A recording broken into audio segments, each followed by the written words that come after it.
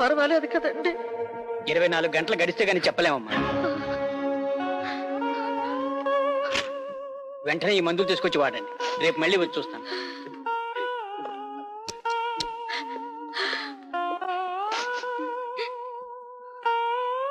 ఇదిగోండి, త్వరగా వెళ్ళి మందులు తీసుకురండి.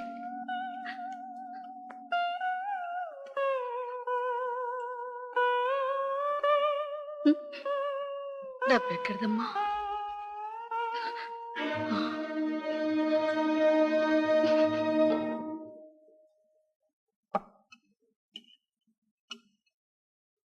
ఏంటి కూరలన్నీ అలా కెలుగుతావు? ఇది నీకోసం కాదు, అదిగో నీ కూర. నా కూర అని దీని మీద రాసి పెడితే బాగుండేదిగా. Shut up idiot. మేడం, మాటలు జాగ్రత్తగా రాని.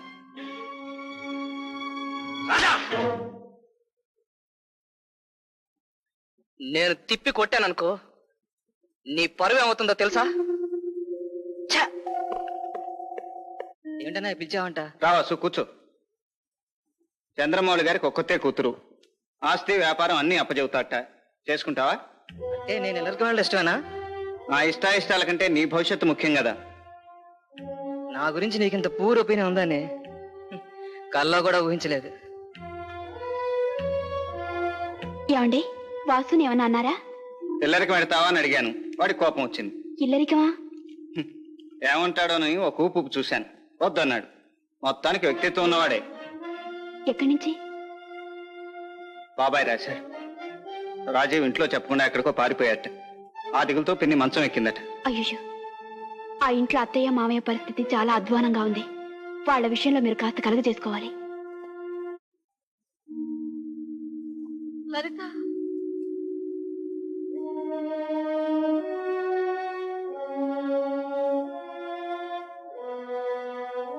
లలిత అమ్మా,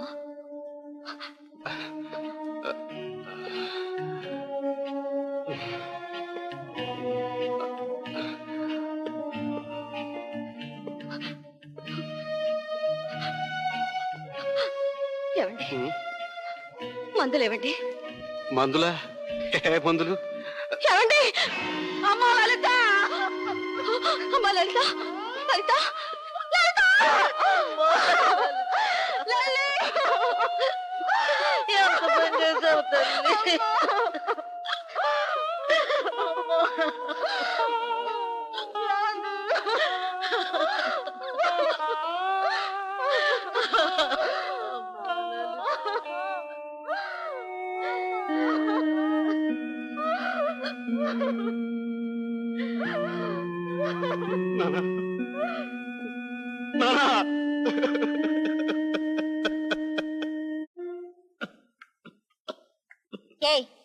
ఓల్డ్ మ్యాన్, కోడిగుడ్లు కూరగాయలు మార్కెట్ కు తీసుకెళ్లి అమ్ముకురమ్మన్నానా? అమ్మేనమ్మా, ఇప్పుడు అక్కడి నుంచే వస్తున్నాను. ఆ డబ్బంతా ఏం ఆ చేశావు? డబ్బు ఖర్చు నీకు తర్వాత లెక్క చెప్తాను. ఎందుకు ఖర్చు పెట్టావు? ఆ డబ్బు ఏం చేసావు చెప్పు. ఆ డబ్బు నేనేం తాగలేదు, తొందరగా ఆడలేదయ్యా. మీ అమ్మ మందుల కోసం, ఇదిగో పడ్డు కోసం ఖర్చు పెట్టాను. ఎవరిని కొన్నా? అంటే మీ అమ్మకి మందులు కొనడానికి, పండు కొనడానికి నేను ఒకరి పర్మిషన్ అడిగి కొనాలా? అవును, వాసంతికి చెప్పకుండా నువ్వేమీ చేయడానికి వీలేదు. రాముడు రంగా, అలా చూస్తారేరా? అడుగు ముందుకు వేశారా మక్కలు ఎరుగుతాయి, జాగ్రత్త. Hello, police station. ఆగు, పోలీసులు గిలీసులు అంటే పళ్ళు రాలుతాయి. రైట్, పిన్నిని బాబాయిని నేను తీసుకెళ్తున్నాను. 24 గంటలు మీరిద్దరూ ఇల్లు ఖాళీ చేశారా? సరే సరే, లేకపోతే మీ పెట్టే బేడతో పాటు మిమ్మల్ని ఇద్దరిని కట్టగట్టి రోడ్డు మీద పడేస్తాను. రండి బాబాయ్. బాబు విష్ణు, రాజీవ్ ఎక్కడికో వెళ్ళిపోయాడ్రా. రాజీవ్ ఎక్కడున్నా సరే నేను వెతికి తీసుకొస్తాను. రా బాబాయ్, పద పిన్ని. ఏమండి, ఈ ఇంట్లో ఒక్క క్షణం కూడా ఉండొద్దు. పదండి, మా మమ్మీ ఇంటికి వెళ్ళిపోదాం. ఊరుకో వదినా, ఊరుకో. ఇలాంటప్పుడే ధైర్యంగా ఉండాలి. ఇంకా ఏం చూసుకుని వస్తుందమ్మా ధైర్యం? ఇందులో నీ తప్పు కూడా ఉందిలే వదినా. అంతు పంతు లేకుండా మగవాడు ఖర్చు పెడుతుంటే అది ఏమని అడగకపోవటం ఆడదాని తప్పే. ఊరికి అడగటం కాదు, అవసరమైతే మొగాడికి ఆడద ఎదురు తిరగాలి కూడా. నువ్వు చెప్పేది అక్షరాల నిజం. అసలు ఆ బిడ్డ చావటానికి కారణం వీడు. అది మెళ్ళో తాలిబుట్టమ్మి మందులు తెమ్మని డబ్బిస్తే వీడేం చేశాడో తెలుసా? తాగొచ్చాడు. మహా చెప్పావులే నీతులు. అసలు అన్నయ్య అలా తయారవడానికి కారణం నువ్వు, వాడు అప్పులు పాలవడానికి కారణం నువ్వు. నాన్న తహసీల్దారని మనకేమో గొప్పలు గౌరవాలు ఉన్నాయని ఊగించుకుని ఆ గొప్పని నిలబెట్టుకోవడం కోసం కొడుకు చేత ఇల్లు గుల్ల చేయించాలా? అవునమ్మా, ఇంట్లో నీ పోరు పడలేక, వీధిలో అప్పుల వాళ్ళ బాధపడలేక ఈ తాగుడుకు అలవాటు పడ్డాడు. తాహతకు మించిన ఖర్చులు చేసి వాళ్ళందరి జీవితాలు ఇంతేనమ్మా. తల్లి పెళ్ళాం అక్కలు చెల్లెలు ఎన్ని చెప్పినా అనవసరాలు నిర్ణయించుకునేవాడు మొగాడు. అటు విష్ణువుని చూసి నేర్చుకో అన్నయ్య.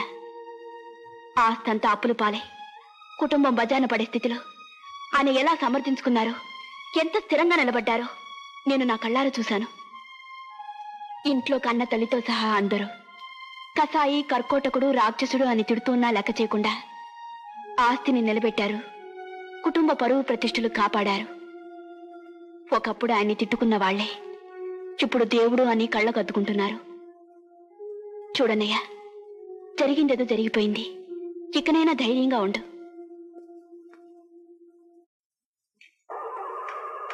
రాజీ, అన్నయ్య ఏమిట్రా ఇది?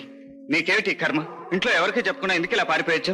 అన్నయ్య, అవమానాలు భరిస్తూ ఆ ఇంట్లో పడుండే కంటే నా స్వశక్తితో నా కాళ్ళ మీద నిలబడదాని వచ్చేసానన్నయ్య. ఈ పెద్దన్నయ్య బ్రతికున్నంత వరకు నువ్వు ఇలా అనామకుడుగా బ్రతకవలసిన అవసరం లేదు. రా, ఇంటికి పెడదాం పద.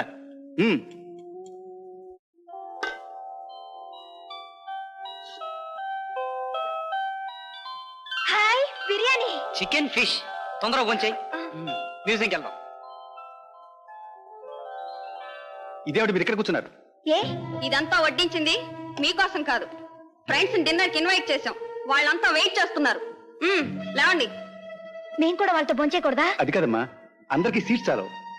నాకు ఇప్పుడు ఆకలేస్తుంది. ఆకలి అయితే వంటింట్లో కూర్చొని తినండి. నోనో, నేను ఇక్కడ ఫోన్ చేస్తాను. మర్యాదగా లేచిపోతావా, లాగే అవతల పారేయించమంటావా?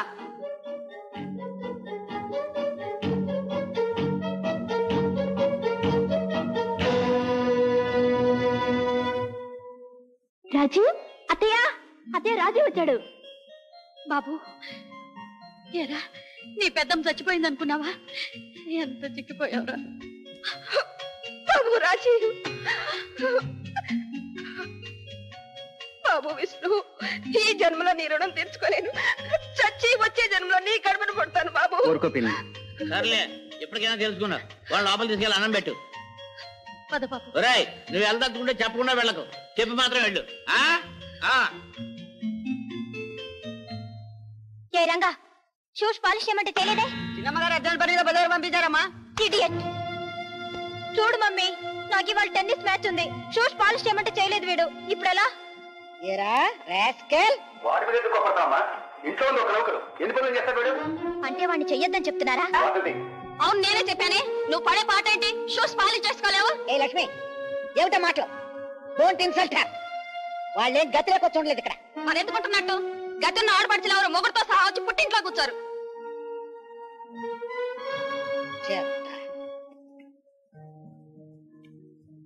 ఏమిటి సుజా, అక్కడే నిలబడిపోయావు? ఇలా రా, కూర్చో. మీ అన్నయ్య వాళ్ళు ఎలా ఉన్నారు? వాళ్ళ విషయమే మీతో మాట్లాడదామని. ఏంటి? వాళ్ళ బ్రతుకులు చాలా హీనంగా ఉన్నాయండి. బిడ్డ పోవటంతో మా వదిన మంచం పట్టింది. మా అన్నయ్య కూడా చాలా నీరసించిపోయాడు. వాళ్ళ కుటుంబానికి మీరే ఏదైనా ఆధారం చూపాలి. సుజా, నీ వాళ్ళు నాకు పరాయి వాళ్ళు ఎలా అవుతారు? మనతో పాటే వాళ్ళు కలో గంజో తాగి మనతో పాటే ఉంటారు. సాయంత్రం వెళ్ళి తీసుకొద్దాం. లేదు, తీసుకొచ్చాను. ఏరి? బయట వరండాలో ఉన్నారు. వరండాలో ఉంచేసి రావటం ఏంటి? అరే అరే, ఇక్కడే నిలబడిపోయారే. రండి లోపలికి. రండి అత్తయ్య, రండి. అమ్మా, ఏమిటి విష్ణు? ఇక నుంచి రఘు వాళ్ళు కూడా మనతోనే ఉంటారమ్మా. అలాగే బాబు. బాబాయ్, పొలం పనులు ఒక్కడే చూసుకోలేకపోతున్నావు కదా, రఘు నీకు తోడు చేసుకో. కరెక్ట్, సరిగ్గా నేను ఇదే అనబోతున్నాను. ఏమండి, ఇక్కడ ఒక్క నిమిషం కూడా ఉండదు. వెళదాం పదండి. ఎక్కడికి పోదాం వాసంతి? మీ అన్నయ్య గారింటికి. అన్నయ్య ఇంటిగా? సిగ్గు లేకుండా ఏ మొహం పెట్టుకుని పోతాం? పర్వాలేదు, ఇక్కడి అవమానం భరించే కంటే అదే నయం. అక్కడ వాళ్ళు తిట్టినా కొట్టినా అదే మనిల్లు. ఆనాడు నాన్నకిచ్చిన మాట నిలబెట్టుకున్నాను.